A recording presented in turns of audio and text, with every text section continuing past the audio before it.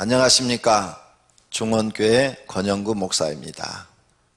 예수님께서 우리에게 가르쳐 주신 너희는 이렇게 기도하라 세 번째 시간입니다.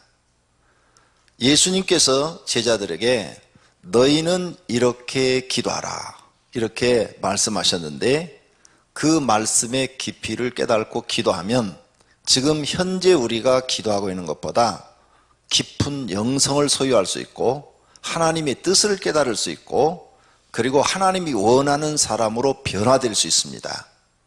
너희는 이렇게 기도하라 세 번째 시간은 하나님 나라가 임하기를 기도하라는 겁니다.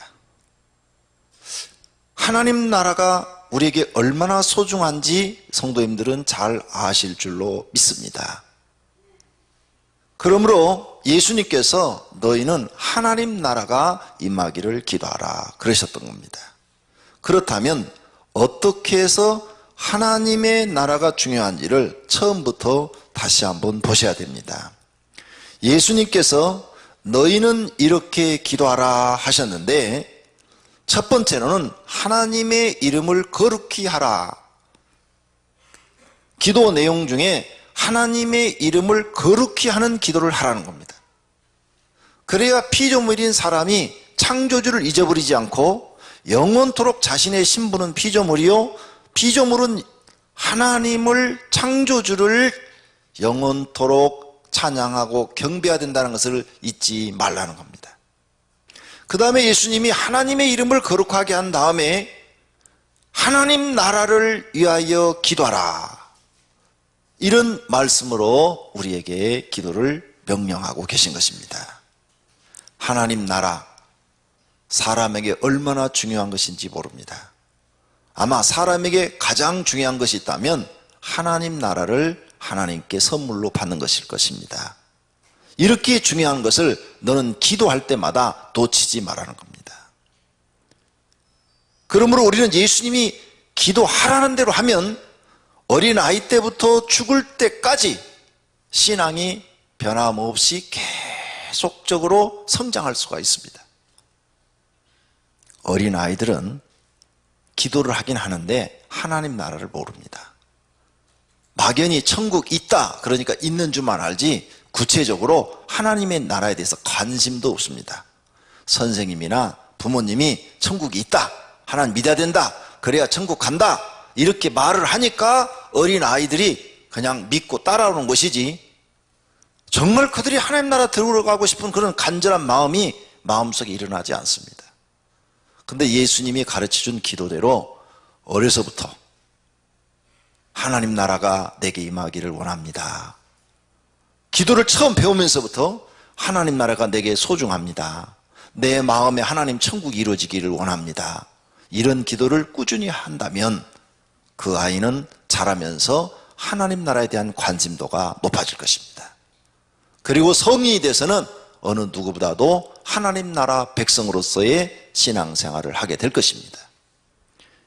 지금 여러분 자녀들이 하고 있는 기도를 가서 한번 들어보시기를 바랍니다. 과연 하나님의 나라에 대한 내용을 얼마나 기도하고 있는지. 거의 하나님 나라, 하나님의 이름 이런 기도는 하지 않고 자기 필요한 것만 간구하는 그런 기도를 하고 있을 것입니다. 그러니 자기 필요한 소원이 이루어지지 않으면 세상에 나가서는 다 하나님을 떠나버립니다.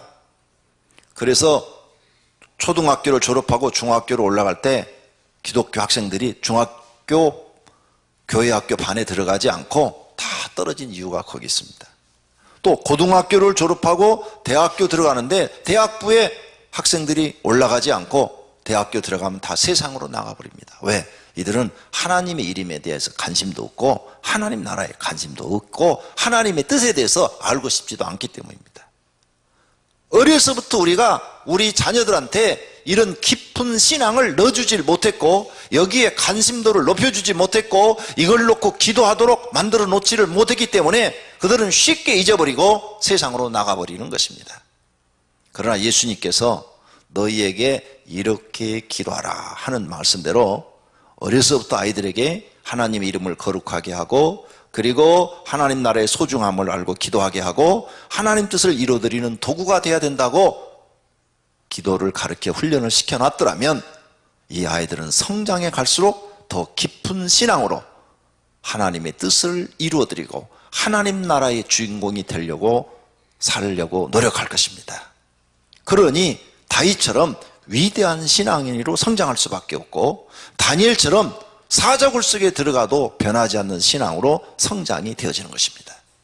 요셉처럼 어떠한 고난이 와도 흔들림이 없는 그런 믿음의 사람으로 성장이 되는 것입니다. 이렇게 좋은 기도를 예수님이 가르쳐 줬는데, 이제부터라도 우리는 깨닫고 예수님이 기도하라는 대로 그 순서대로 기도하는 사람이 되어야 할 줄로 믿습니다. 그러므로 우리는 이제 예수님이 가르쳐준 순서를 잊어버리면 안 됩니다. 예수님이 가르쳐준 기도 순서는 첫째가 하나님의 이름을 거룩하게 하는 것, 둘째가 하나님 나라의 임재를 구하는 것, 셋째가 하나님의 뜻을 이루기 위한 기도하는 것, 네 번째가 육신에 필요한 양식을 위해서 기도하는 것, 그리고 다섯 번째가 용서하는 것, 여섯 번째가 자기의 죄를 회개하고 하나님께 죄 사함 받는 것, 일곱 번째가 시험에 들지 않기를 기도하는 것, 여덟 번째가 악에서 구해달라고 기도하는 것, 그리고 아홉 번째가 영광, 하나님께 모든 영광을 돌리는 것, 그리고 중보자이신 예수님의 이름으로 기도를 올리는 것입니다. 이 순서를 꼭 기억하고 기도한다면 성도님들의 신앙은 과거의 신앙보다도 훨씬 깊은 신앙, 차원이 높은 신앙, 영성이 있는 신앙으로 성장될 줄로 믿습니다. 그렇다면 오늘 우리는 세 번째 시간으로 마태복음 6장 10절에 있는 말씀, 나라가 임하시오며, 이렇게 예수님이 기도하라고 그랬습니다. 나라가 임하기를 기도하라는, 무슨 나라가? 하나님 나라가 임하기를 기도하라는 겁니다. 하나님 나라가 우리에게 임한다는 것은 매우 중요한 일입니다. 자신에게 하나님 나라가 임한다면 놀라운 변화가 일어납니다. 첫째는 성령 하나님이 자신의 심령 속에 들어와서 내주하시는 것입니다. 둘째는 그 사람은 100% 구원받은 사람이 되는 것입니다. 하나님 나라를 소유한 사람은 천국에 들어가는 100%의 사람인 것입니다. 셋째는 하나님의 자녀의 신분으로 바뀌어버리는 것입니다. 그리고 넷째는 하나님의 통치를 받으며 삽니다. 그래서 성령 하나님이 그 심령 속에 들어가서 그를 이제 의로운 길로, 복된 길로, 영생의 길로 인도해 가는 통치를 받게 되는 것입니다. 다섯째는 하나님의 보호와 사랑을 받으며 세상을 살 수 있습니다. 여섯째는 하나님께서 그 마음의 천국을 이루어져서 마음의 평안과 의와 기쁨을 선물로 줍니다. 이렇게 하나님 나라가 임한다는 것은 우리에게 중요한 일입니다. 그래서 예수님께서 말씀하시기를 너희는 이렇게 기도하라, 나라가 임하기를 기도하라 말씀하신 것입니다. 우리는 이제 예수님의 말씀에 순종해서 하나님 나라가 임하기를 기도해야 될 줄로 믿습니다. 교회 다니는 사람들 중에는 어른들도, 장년들도, 또 노년부도, 하나님 나라 곧 가실 분들도, 불행하게도 어떤 분들은 하나님 나라에 대한 관심이 없고 교회 나와서 기도해서 소원만 이루고 싶어서 하나님을 믿는 사람들이 있습니다. 이런 사람들은 죽음이 눈앞에 왔을 때 기쁨으로 하나님, 이제 하나님이 부르니 내가 하나님 나라 들어가서 영광입니다. 이 세상의 고생과 수고를 다 마치고 하나님 나라에 들어가서 내가 이제 하나님과 더불어 안식을 누리며 평안하고 즐겁고 행복하게 살 것을 생각하니 기쁩니다. 이런 생각을 가지고, 믿음을 가지고 운명하는 것이 아니라, 소천하는 것이 아니라 죽음을 막 두려워합니다. 왜? 하나님 나라를 소유하지 못했고 확신이 없으니까 죽음이 자기에게 찾아오면 두려운 거예요. 내가 죽으면 어떻게 될까? 진짜 천국이 있을까? 지옥은 있을까? 지옥이 있다면 나 그동안 죄진 게 많은데 어떻게 하면 좋지? 걱정이 되고 두려워서 막 살고 싶어 합니다. 믿음의 모습을 볼 수가 없어요. 그러나 하나님 나라를 100% 확신하고 있는 사람은 죽음이 눈앞에 왔을 때 자신 있게 하나님, 내 영혼을 하나님께 맡깁니다. 하나님, 내 영혼을 받아주십시오. 이제 이 세상의 수고와 고통과 슬픔을 다 잊고 하나님 품에 가게 돼서 기쁩니다 하고 하나님 나라 들어가는 믿음을 보입니다. 그러므로 하나님 나라에 대한 확신을 갖고 있는 거 신앙생활의 굉장히 중요한 부분입니다.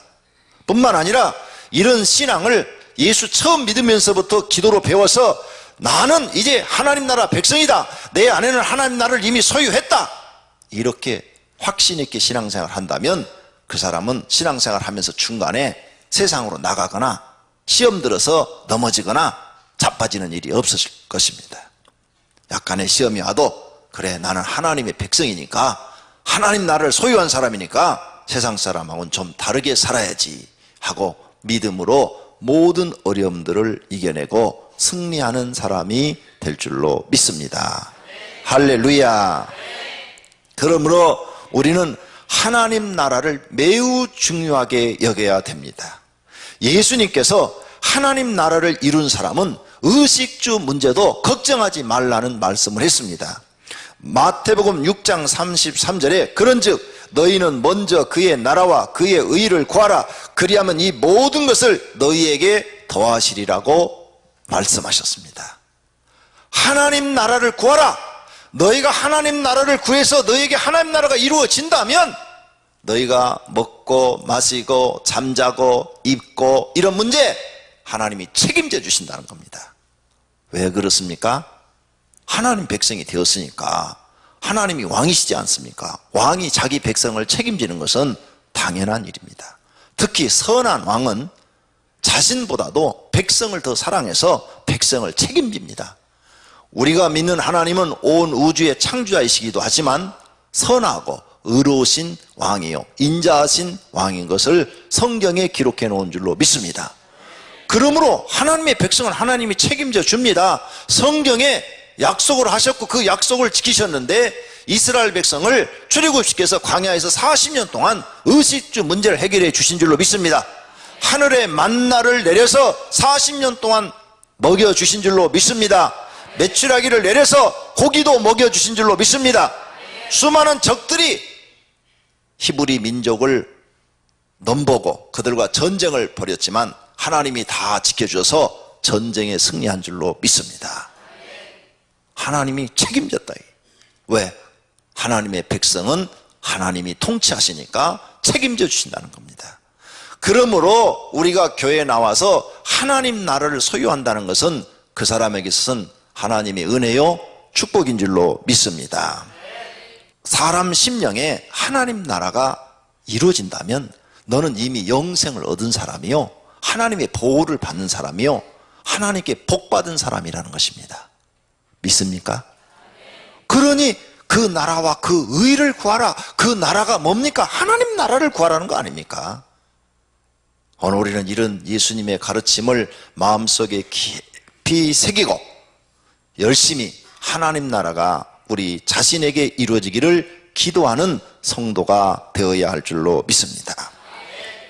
사람에게 귀중한 일은 세상에서 성공하는 것이 아닙니다. 많은 사람들은 지금 하나님 나라는 잊어버리고 어떻게 하면 세상에서 부자가 되느냐, 어떻게 하면 세상에서 권력을 많이 쥐느냐, 어떻게 하면 다른 사람보다도 더 명예로운 사람이 되느냐, 어떻게 하면 다른 사람보다도 더 성공한 사람이 되느냐, 여기에 관심을 두고 있습니다. 그런데 우리 예수님은 우리에게 그런 걸 가르쳐 주지 않았습니다. 우린 교회 나왔습니다. 이제 예수님을 구세주로 믿는 하나님의 자녀들입니다. 우리를 가르치시고 인도하시는 분은 예수 그리스도이십니다. 우린 예수님의 말씀에 귀를 기울여야 됩니다. 그분의 말씀은 진리요 그분의 말씀 우리에게 생명을 주시기 때문입니다. 그런데 우리가 예수님의 말씀에 관심을 갖지 않고 세상의 관습과 풍습을 쫓아서 예수 믿는 사람도 세상에서 성공하려고 그러고 예수 믿는 사람도 세상에서 부자 되려고 그러고 예수 믿는 사람도 세상에서 권력만 쥐려고 하면서 하나님 나라를 잊어버리고 산다면 그건 하나님을 잘못 믿는 것입니다. 우리가 하나님 나라를 소유하고 하나님의 뜻대로 열심히 사는데 하나님께서 우리에게 부유함을 주시고 우리에게 어떤 권력을 주시고 우리에게 어떤 명예를 주시면 그 부유함과 권력과 명예를 가지고 더 큰 하나님의 뜻을 이루어드리기 위해서 사는 것입니다. 그런 모습을 다윗이 보여준 겁니다. 그리고 다니엘이 보여준 겁니다. 우린 그렇게 신앙생활을 해야 되는 겁니다. 그런데 하나님 나라는 소유하지 않고 교회에 나와서도 세상 사람과 똑같이 세상의 부귀영화만 누리려고 하는 사람들은 그 부귀영화를 얻게 되면 신앙생활은 퇴보해 갖고 주일 출석도 간신히 합니다. 신앙의 모습은 볼 수가 없다 그 말입니다. 그러므로 예수님께서 너희는 항상 기도할 때마다 하나님 나라의 임재를 놓고 기도하라. 이 말은 잊어버리지 말라는 겁니다. 하루에 10번을 기도해도 하나님 나라를 잊어버리지 말라는 거예요. 너 필요한 것만 간구하고 하나님 나라 잊어버리는 그런 사람이 되면 너 언젠가 믿음 다 잊어버리고 세상 사람이 된다.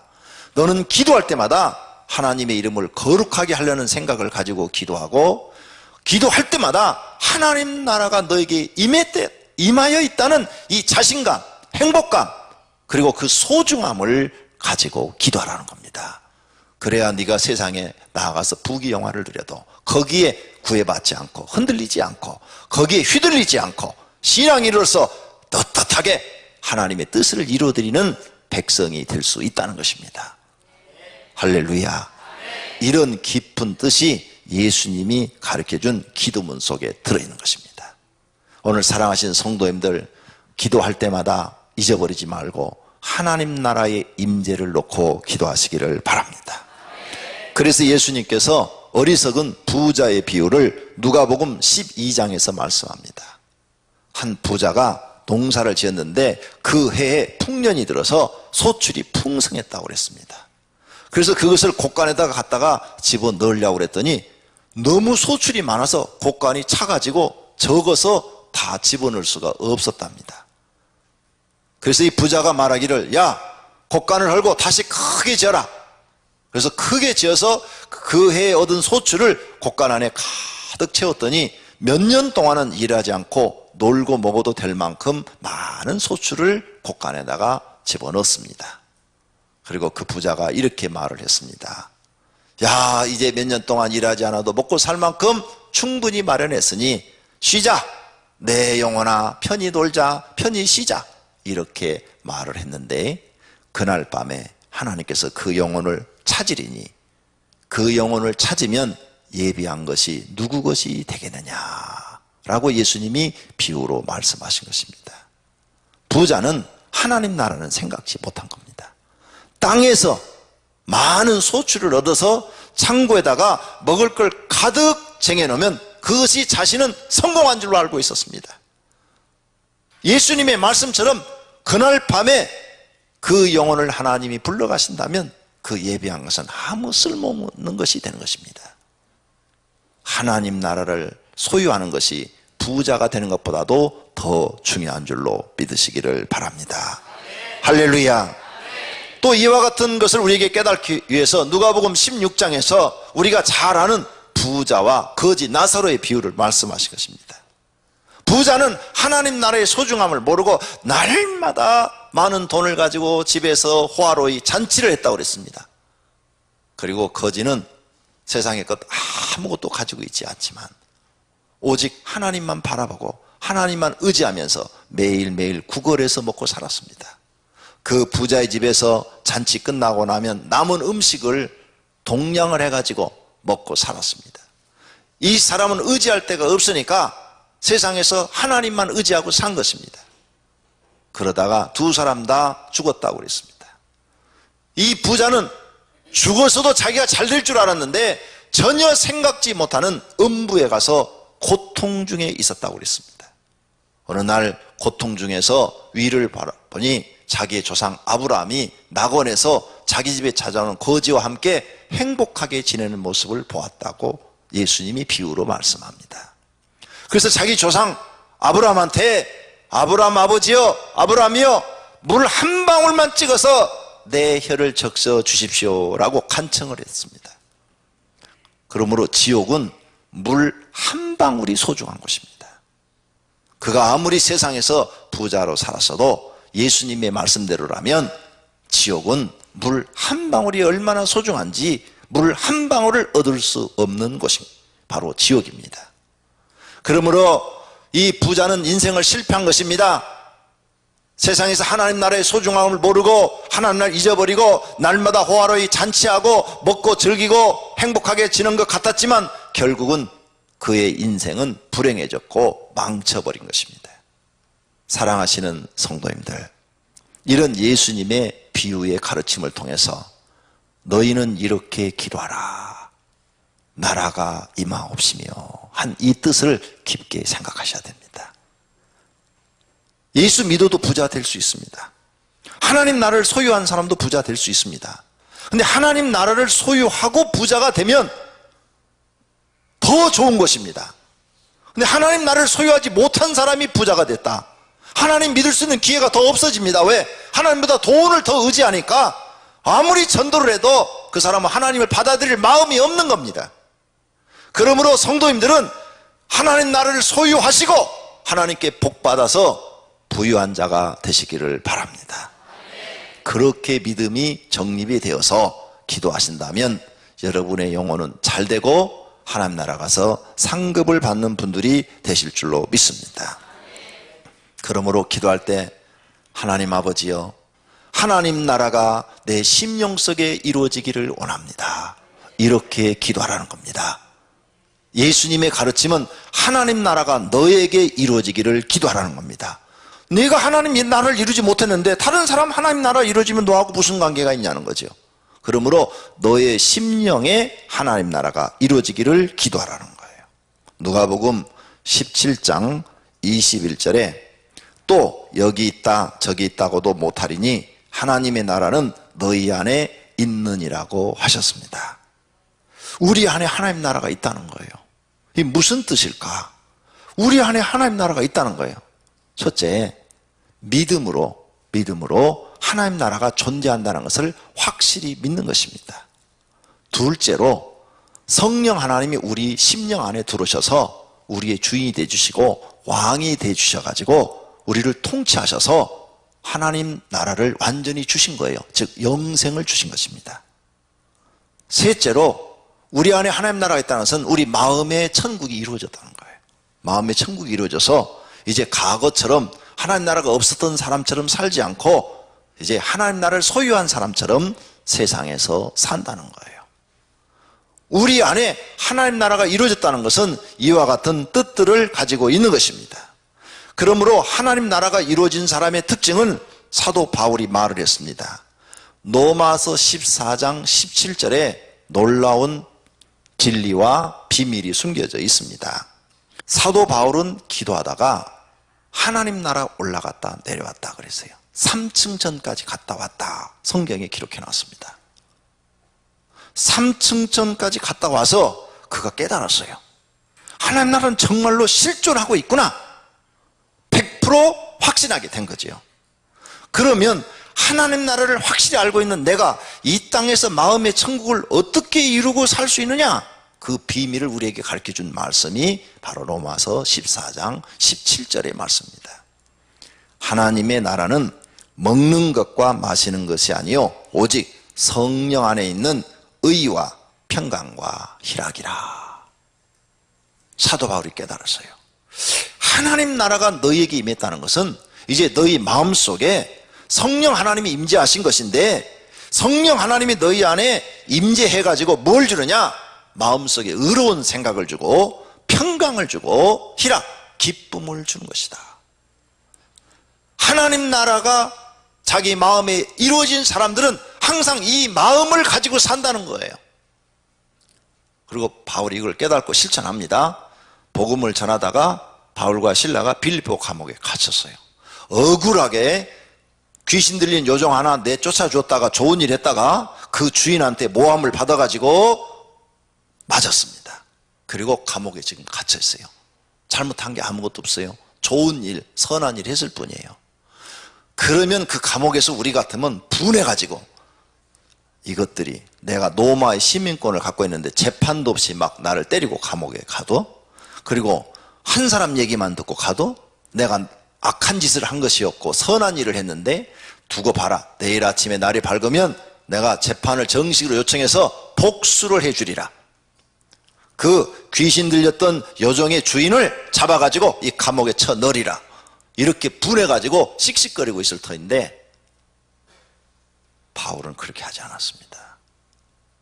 하나님 나라가 이루어졌기 때문에 무엇을 보이느냐? 그 안에서도 의로운 생각, 그리고 마음이 평안했어요. 그리고 그 안에서도 기쁨이 있었어요. 감옥 안에서도. 그래서 바울과 실라는 찬송을 부르기 시작했습니다. 그리고 하나님께 기도하기 시작했어요. 왜?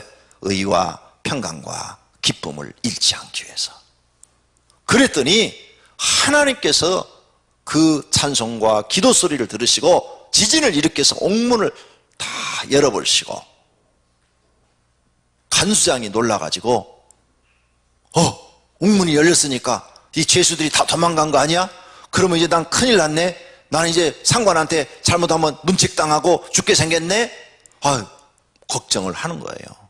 그때 바울과 실라가 그 간수장을 부릅니다. 우리는 도망가지 않았다. 여기 있다. 그러니까 간수장이 와가지고 놀래가지고 바울과 실라 앞에 머리를 조아리며 내가 어떻게 하면 구원을 얻으리까 하고 바울 사도에게 물었습니다. 그때 사도 바울이 주 예수를 믿어라. 그리하면 너와 내 집이 구원을 얻으리라 하는 이 유명한 말을 남깁니다. 사도 바울이 한 말씀 중에서 많은 유명한 말이 있지만 그 중에 하나가 주 예수를 믿어라. 그리하면 너와 내 집이 구원을 얻으리라. 굉장히 유명한 말입니다. 모든 성도가 거의 기억하고 암송하고 있는 말이에요. 이 유명한 말을 그때 바로 사도 바울이 합니다. 언제? 억울하게 지금 맞고 감옥에서 찬송하고 기도하는데 하나님 나라를 빼앗기지 않고 마음의 천국, 의와 평강과 기쁨을 빼앗기지 않고 하나님 앞에 찬송하고 있을 때 성령님께서 지금 그 환경을 만들어서 그 위대한 말씀을 하게 하는 거예요. 여러분이 하나님 나라를 빼앗기지 않으면 사도 바울처럼 본인이 생각지 못하는 깊은 신앙심이 나오고 좋은 생각들을 하나님이 주셔서 좋은 말들을 하게 되는 것입니다.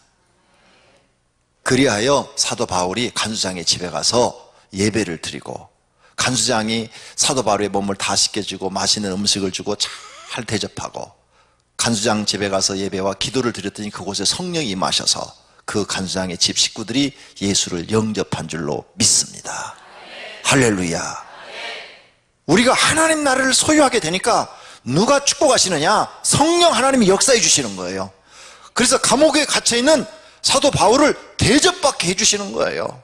하나님의 백성이니까 하나님이 책임져 주시는 거예요.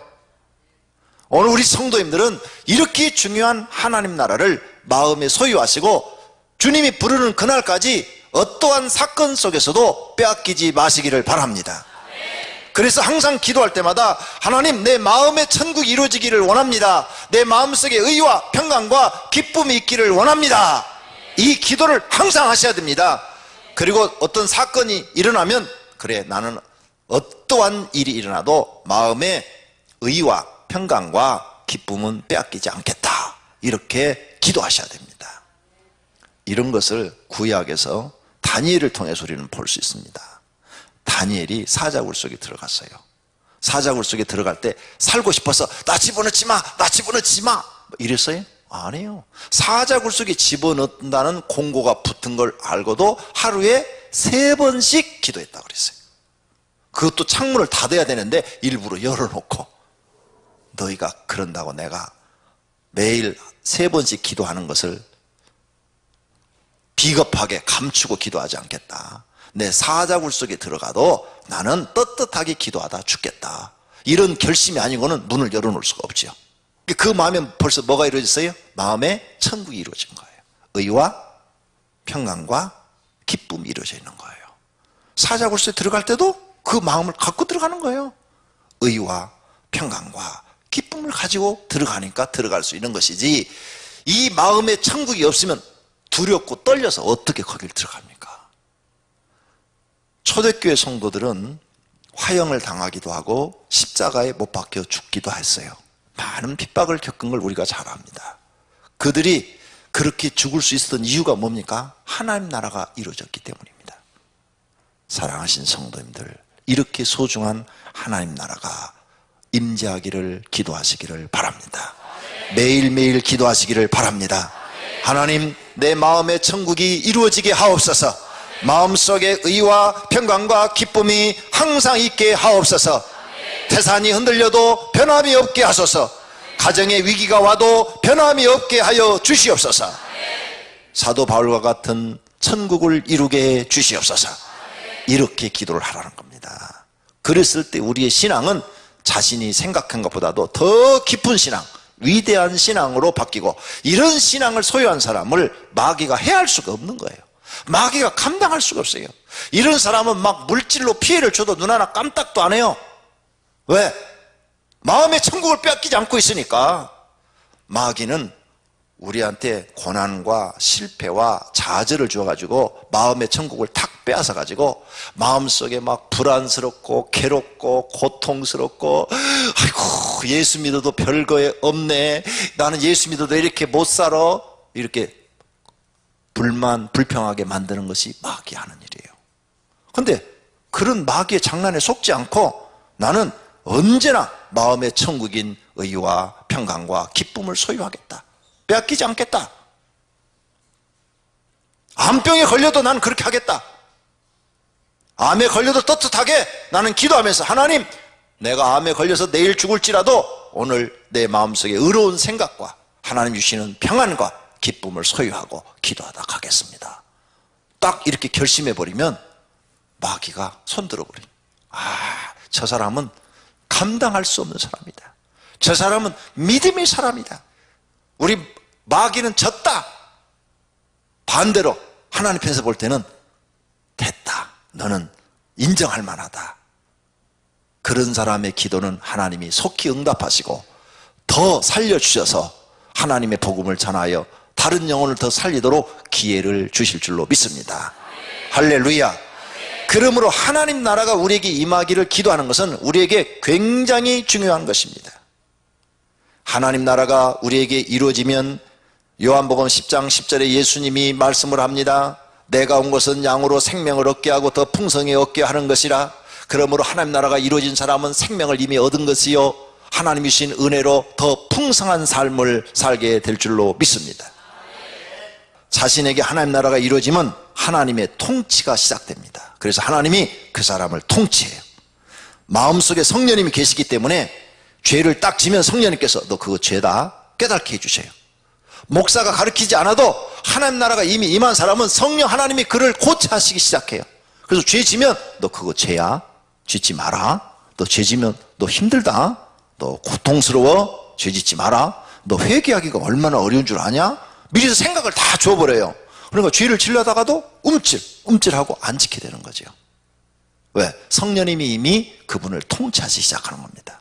그리고 성령님께서 계속 믿음을 주셔서 기도하게 만들고 하나님 앞에 헌신하게 만들고 하나님 말씀대로 살게 만들고 영생의 길로, 복된 길로 인도하시는 줄로 믿습니다. 하나님 나라가 임재한 사람은 반드시 하나님의 통치가 이루어지기 때문에 하나님 뜻대로 살려고 노력하는 줄로 믿습니다. 그러므로 우리는 매일 하나님 나라가 우리 마음속에 이루어져 있기를 기도해야 될 줄로 믿습니다. 기도할 때마다 하나님 나라의 중요성을 깨닫고 기도해야 될 줄로 믿습니다. 그래야 사단이 우리 마음속에 주는 의심, 불만, 불평, 불안, 두려움, 공포, 근심, 걱정, 그 다음 좌절, 실패, 이런 것들을 다 이기고 하나님 믿는 사람으로서 세상을 당당히 살아가게 만드는 줄로 믿습니다. 할렐루야. 이런 하나님 나라가 확실히 임재해 있는 성도님들이 되시기를 바랍니다. 그런데 모든 사람에게 하나님 나라를 주시는 것은 아닙니다. 예수님이 마태복음 13장에 말씀하셨습니다. 어떤 사람들에게는 하나님 나라가 감춰져 있다는 것입니다. 어떤 사람들에게 감춰져 있느냐? 마태복음 13장에 보면 여러 가지 천국에 관한 비유를 합니다. 첫 번째가 밭에 씨를 뿌리는 비유죠. 그래서 길가에 떨어진 씨앗, 돌밭에 떨어진 씨앗, 가시밭에 떨어진 씨앗, 좋은 땅에 떨어진 씨앗 이야기가 나옵니다.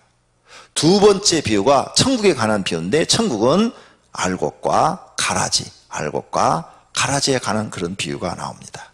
그리고 세 번째는 겨자씨의 비유로 천국을 설명합니다. 그리고 마태복음 13장에서 예수님께서 네 번째는 누룩의 비유로서 또 천국을 설명하셔요. 그리고 다섯 번째로는 감추인 밭의 보화의 비유로서 천국을 설명하고, 여섯 번째는 진주장사가 값진 진주를 발견했다. 그래서 자기 전 재산을 팔아서 그 진주를 산다. 왜? 너무너무 값지기 때문에. 그러면 사면 이익이 있기 때문에. 천국이 얼마나 중요한지 예수님은 천국에 관한 이야기를 굉장히 많이 말씀합니다. 밭에 감추인 보화의 비유는 자기 전 재산을 팔아서 그 밭을 산다고 그랬어요. 왜? 그 밭 속에는 보화가 감춰져 있기 때문에 내 전 재산을 다 팔아서 그 밭을 사도 손해가 아니라는 거죠. 이익이라는 거죠. 그러므로 천국은 우리 전 재산을 다 팔아서 사도 절대 손해보지 않고 그보다 수십 배, 수백 배 더 가치 있는 것이 천국이요 하나님 나라인 줄로 믿으시기를 바랍니다. 그런데 이 네 가지 밭의 비유를 말씀하신 다음에 예수님께서 제자들과 함께 조용한 곳으로 가셨습니다. 제자들이 무슨 말씀인지 잘 이해를 못했어요. 길가에 떨어진 씨앗, 돌밭에 떨어진 씨앗, 가시밭에 떨어진 씨앗, 좋은 땅에 떨어진 씨앗. 예수님 그런 이야기를 하셨는데 그 뜻을 잘 모르겠습니다. 우리한테 설명을 해 주시죠. 그러자 예수님이 하신 말씀입니다. 대답하여 이르되 천국의 비밀을 아는 것이 너희에게는 허락되었으나 그들에게는 아니 되었나니 무릇 있는 자는 받아 넉넉하게 되되 없는 자는 그 있는 것도 빼앗기리라. 그러므로 내가 그들에게 비유로 말하는 것은 그들이 보아도 보지 못하며 들어도 듣지 못하며 깨달지 못함이라. 이렇게 말씀하셨습니다. 천국의 비밀이 그 바리새인들한테는 허락이 안 됐대요. 제자들한테만 허락이 됐대요. 오늘 성도님들이 하나님 나라의 중요성에 대해서 지금 배우고 있는데 그게 마음에 탁 들어오고, 맞아, 내가 기도할 때마다 하나님 나라를 놓고 기도해야 돼, 이렇게 마음에 깨달음이 오면 여러분은 가능성이 있고 천국을 소유하신 분이고 지금 소유하지 못해서도 앞으로 받을 수 있는 분입니다. 그런데 천국 얘기했는데 졸음이 오고 듣기 싫고 나하고 아무런 상관없는 얘기 같고 그렇게 느껴진다면 여러분은 바리새인처럼 천국의 비밀이 깨달지 못하도록 되어 있는 사람일 수도 있습니다. 모두가 다 천국의 비밀을 아는 제자들과 같은 축복받은 사람들이 되기를 축원합니다. 또 하나님 나라가 우리에게 임재하고 하나님 나라가 우리 속에 있는 것은 바로 예수님께서 이 땅에 오셔서 무엇하러 오셨느냐? 천국을 우리에게 전파하러 오신 것입니다. 마태복음 4장 17절에 예수께서 비로소 전파 이르시되 회개하라 천국이 가까웠느니라 하면서 예수님이 오신 목적이 뭐냐? 저와 여러분에게 이 천국을 선물로 주시려고 오신 줄로 믿습니다. 그걸 우리가 받았으니 받은 사람은 복이 있는 사람인 줄로 믿습니다. 예수님께서 천국의 소중함을 우리에게 깨우치기 위해서 하신 말씀이 또 있습니다. 마태복음 10장 26절에 사람이 만일 온 천하를 얻고도 제 목숨을 잃으면 무엇이 유익하리요? 그랬어요. 세상을 통치하는 왕이 됐어요. 근데 천국을 얻지 못했다면 그 사람은 아무 소용이 없는 사람이라는 거예요. 그만큼 천국이 중요하다는 거예요. 하나님 나라가 중요하다는 거예요. 사랑하신 성도님들, 날마다 하나님 나라가 내 마음속에, 내 믿음 속에, 그리고 내 심령 속에 있는가 점검해 보시기를 바랍니다. 오늘 세상에 여러 가지 일들로 인해서 하나님 나라를 혹시 빼앗기지 않았습니까? 마귀한테 주워버리지 않았습니까?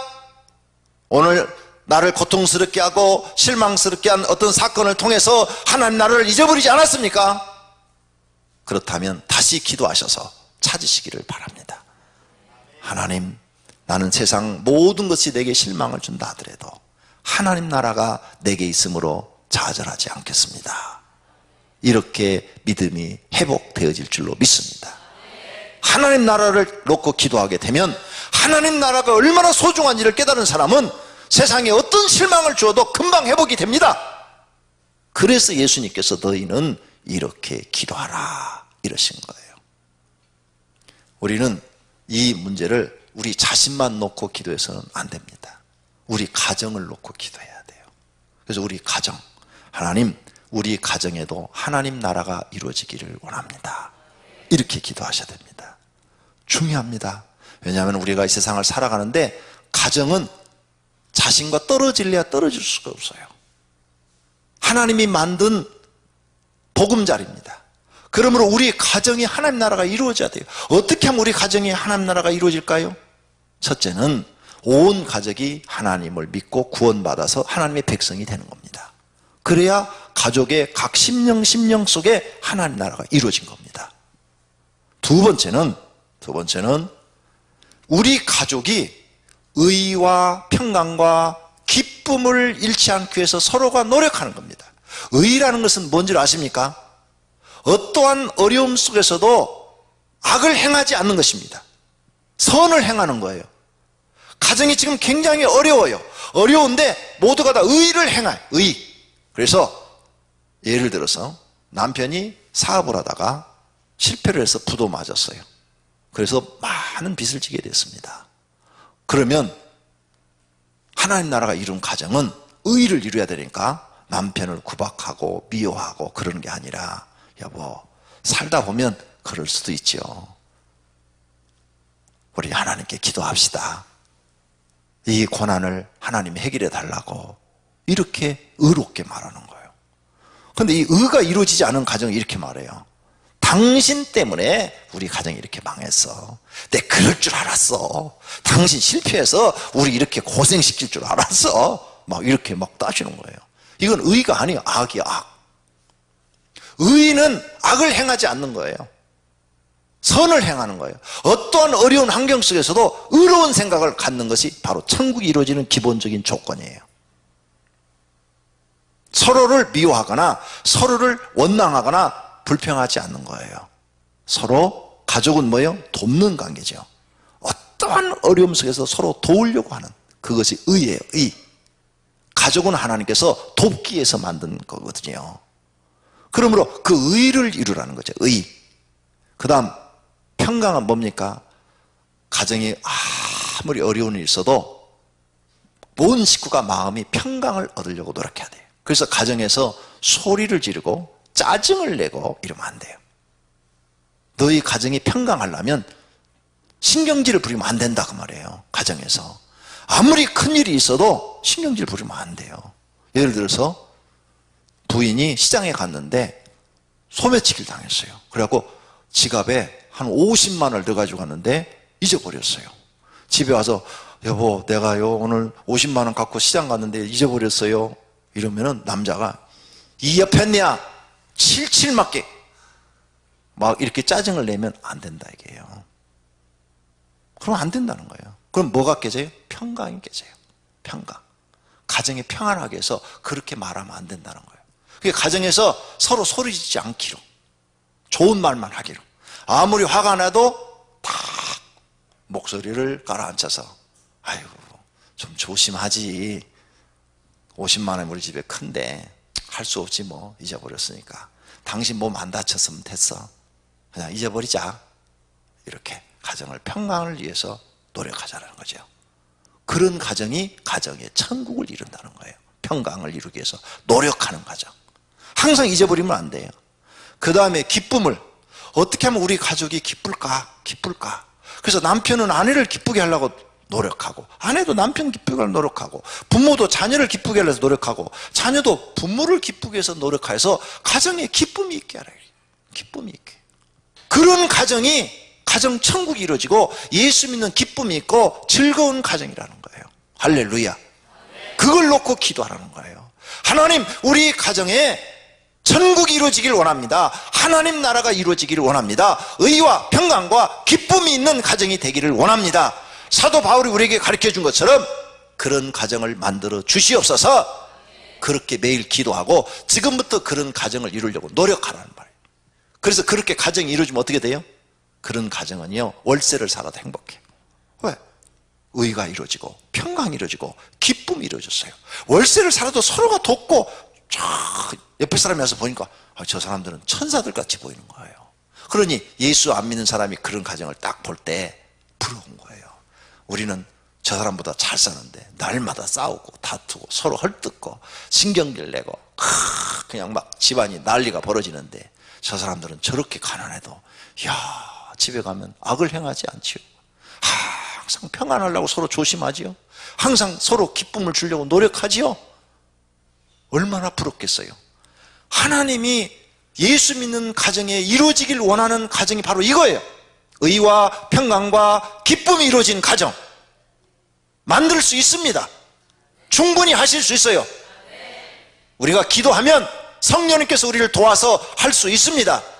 사도 바울이 말을 했어요. 나는 아무것도 할 수 없다. 내게 능력 주시는 자 안에서 내가 모든 걸 할 수 있다 그랬어요. 우리는 못해요. 그러나 우리가 기도하면 성령님께서 우리 가정을 그렇게 만들어 주시는 줄로 믿습니다. 할렐루야. 그래서 가정에 하나님 나라가 임하기를 기도하라는 말이에요. 교회도 그래야 돼요. 교회. 그래서 우리 기도할 때 하나님 우리 교회도 하나님 나라가 이루어지기를 원합니다. 이렇게 기도해야 되는 것입니다. 할렐루야. 그래서 교회가 모든 일을 하는데 교회 가면 의가 있어요. 악을 행하는 사람들이 없어요. 교인들이 전부가 다 의만 행해요. 그리고 교회 갔더니 항상 서로 상대방 마음에 상처 주지 않으려고 좋은 말들만 해요. 평강을 이루려고 해요. 그 다음에 서로 기쁨을 주려고 또 좋은 말만 해요. 그러면 얼마나 교회 가고 싶었어요. 교회 갔더니 참 내가 평안하지요. 기쁨이 생기지요. 이런 교회를 이룬다면 하나님이 원하는 교회가 되는 줄로 믿습니다. 할렐루야. 우리 이 일을 놓고 열심히 기도하라는 거예요. 너희는 이렇게 기도하라. 나라가 임하기를 기도해라. 할렐루야. 그런 교회는 개척교회도 행복하고 또 대형교회도 행복하고 그런 교회 다니는 성도는 교회 다니는 재미가 있는 거예요. 그런 교회를 만들기 위해서 우리는 예수님의 말씀처럼 기도해야 될 줄로 믿습니다. 할렐루야. 뿐만 아니라 우리나라도 하나님 나라가 이루어지기를 예수 믿는 우리가 기도해야 될 줄로 믿습니다. 그래서 우리나라가 의와 평강과 기쁨을 이루어내는 국가가 되기를 기도해야 될 줄로 믿습니다. 할렐루야. 그렇게 우리 모두 다 기도하십시다. 그렇다면 오늘 배운 말씀을 그대로 적용하기 위해서는 이렇게 기도해야 됩니다. 하나님, 하나님의 이름이 거룩히 여김을 받으시기를 원합니다. 내가 일생을 살면서 하나님의 이름을 거룩하게 하는 일만 행하게 하옵소서. 하나님 나라가 나의 심령 속에 임하기를 원합니다. 그래서 하나님 나라를 가슴에 품고 사는 하나님의 백성이 되게 해 주옵소서. 뿐만 아니라 마음의 천국이 이루어지게 하옵소서. 의와 평강과 기쁨이 있게 하옵소서. 세상의 어떤 일에도 의와 평강과 기쁨을 빼앗기지 않고 살게 해 주시옵소서. 우리 가정에 하나님 나라가 이루어지기를 원합니다. 우리 교회에 하나님 나라가 이루어지기를 원합니다. 이렇게 기도하라고 예수님이 가르쳐 주신 줄로 믿습니다. 할렐루야. 우리 다 같이 그렇게 한번 통성으로 기도하십시다. 주여, 은혜로우신 아버지, 오늘 하나님 나라가 우리 속에 임하기를 기도하라.